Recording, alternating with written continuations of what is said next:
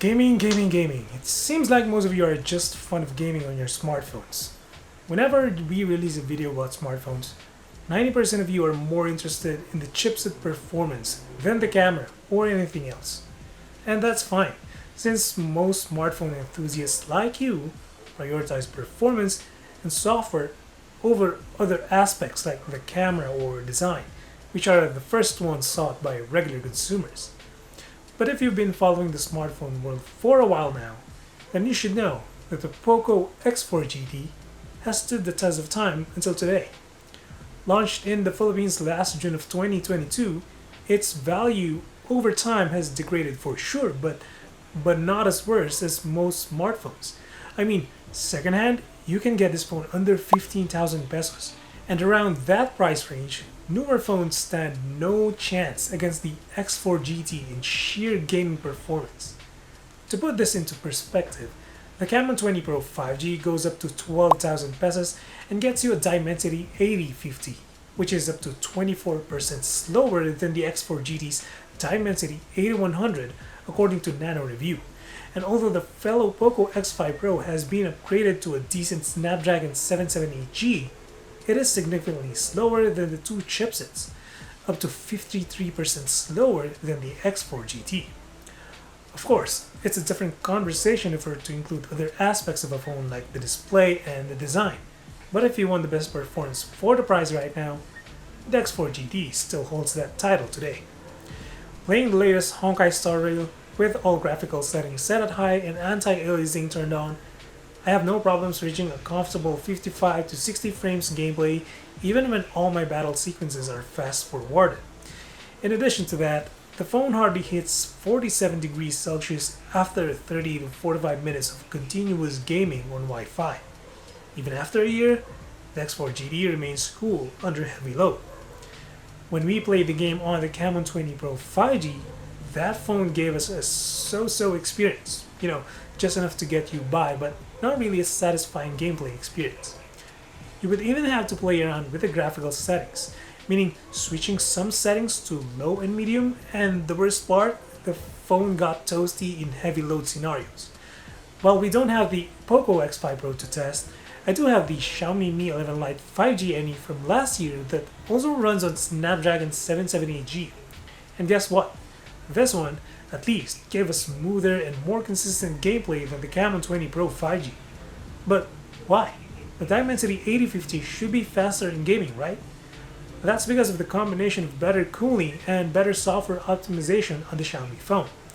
This is clearly where Tecno has to do a better job in future releases, as the Camon 20 Pro 5G, despite having the best value in price, is still a newcomer when compared to Xiaomi.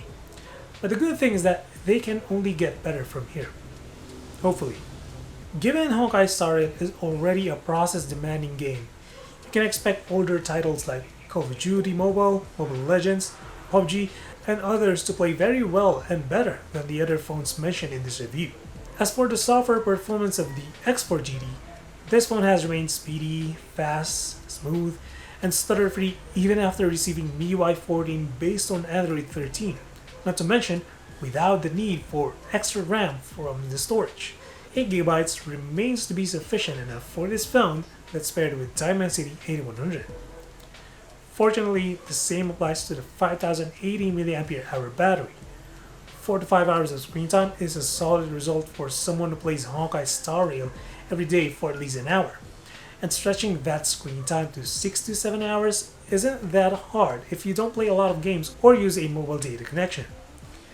Even after a year, I've not noticed this phone degrade in battery life, provided I haven't used this phone for 1 year consistently, and yeah, that 67-watt fast charger is still faster than Camon 20 Pro 5G's 33 watts. What didn't age well here are the display and cameras. So the X4 GT is using an IPS LCD with up to 144Hz refresh rate, 1080p resolution, and with Dolby Vision playback. Back then, the screen of this phone was just enough to compete against the budget AMOLED phones. But 1 year has passed, and we are seeing budget AMOLED phones with mid-range level of AMOLED display. So no matter how good the X4 GT's display is on paper, it still won't get to the level of AMOLED in terms of contrast ratio, brightness output, and color reproduction unless we see mini LED on smartphones. So, by comparison, the X4 GT will look stale side by side against its competition. Don't get me wrong though, the X4 GT doesn't have a bad display. It just so happens that there are better options out there. Then, the cameras. I'm not going to dive deep into the cameras of the X4 GT because it didn't change much. In addition, this phone isn't made to capture the best photos and videos out there. These cameras are secondary to the chipset performance it offers. As a result, you still get the same soft quality even when perfect lighting is present. Again, even with perfect lighting. However, the video quality of this phone is still better than the Camon 20 Pro 5G. But if you want a better camera with slightly worse performance, the X5 Pro is just right there for the taking. But yes, I still recommend the POCO X4 GT if you're into gaming that much. Sure, it's using LCD, but extended gaming sessions tend to result in burn-in issues with AMOLED phones.